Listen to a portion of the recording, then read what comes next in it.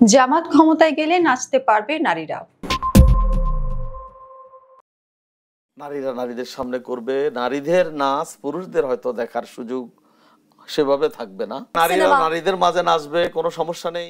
জামাত ইসলামী রাষ্ট্রীয় ক্ষমতায় গেলে নারীদের নাচ, কাজ ও স্বাধীনতা নিয়ে ভিন্নধর্মী অবস্থান স্পষ্ট করেছেন দলের শ্রমিক কল্যাণ ফেডারেশনের কেন্দ্রীয় সহসভাপতি কবির আহমেদ। তিনি বলেছেন, জামায়াত সরকার গঠন করলে নারীরা শুধুমাত্র নারীদের সামনে নাচতে পারবে, তবে পুরুষদের সামনে নাচার কোনো সুযোগ থাকবে না। সম্প্রতি একটি বেসরকারি টেলিভিশনের টকশোতে অংশ নিয়ে তিনি এসব মন্তব্য করেন। তার মতে, ইসলামী রাষ্ট্র ব্যবস্থা প্রতিষ্ঠিত হলে দেশে বিদ্যমান আইন আর কার্যকর থাকবে না, বরং শরিয়া আইনের ভিত্তিতে নতুন কাঠামো গড়ে উঠবে।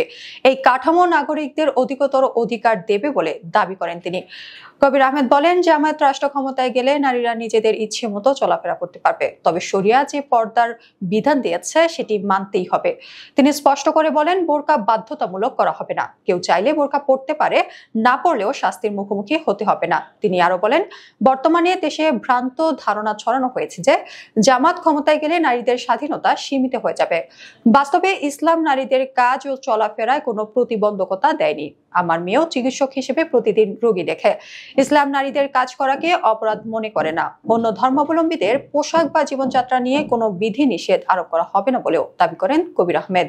তার মতে, ইসলামী রাষ্ট্রে কেউ চাইলে নিজের ধর্মীয় রীতি অনুসারে পোশাক ও সংস্কৃতি পালন করতে পারবে।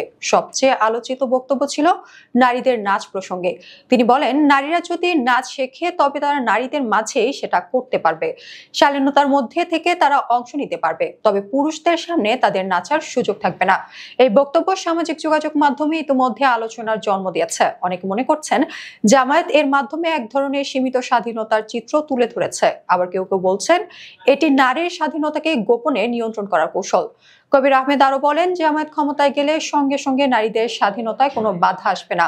তিনি জোর দিয়ে বলেন, ইসলামী নারীদের সবচেয়ে বেশি স্বাধীনতা দিয়েছে। ঘরের ভেতরে আটকে রাখার ধর্ম ইসলাম নয়, বরং ইসলাম নারীদের মর্যাদা দিয়েছে, কাজ করার সুযোগ দিয়েছে।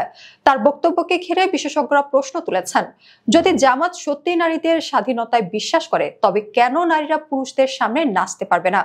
আবার কেউ কেউ বলছেন, নারীর স্বাধীনতা কেবল সাংস্কৃতিক পরিসরে সীমিত নয়, অর্থনৈতিক ও রাজনৈতিক সিদ্ধান্ত গ্রহণেও সমান ভূমিকা জরুরি।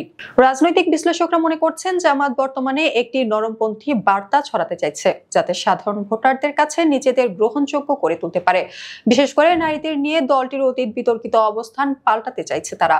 তবে সমালোচকদের মতে, জামাত যেভাবে শরিয়া আইন প্রতিষ্ঠার কথা বলছে তা বাস্তবে নারীর স্বাধীনতা ও ব্যক্তি স্বাধীনতার ওপর নতুন শৃঙ্খল আরোপের ইঙ্গিত দেয়।